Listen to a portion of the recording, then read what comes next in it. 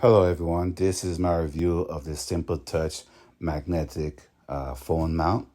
This mount uses adhesive to attach to your dash wherever you want to go. It has extra plates back here, so if you want to stick it to the back of your phone, or at least two phones, you can have a magnet plate so you can mount it to the magnet. But if you get a case that has a metal background, it will work fine with the mount as well, so you won't need the plates.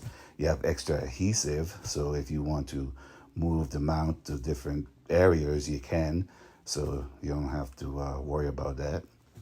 You can pretty much mount it anywhere where you can get a good, nice flat surface on the dash, and it has a pretty strong hold, and when it shakes and stuff, it doesn't drop, so it's pretty sturdy. So I hope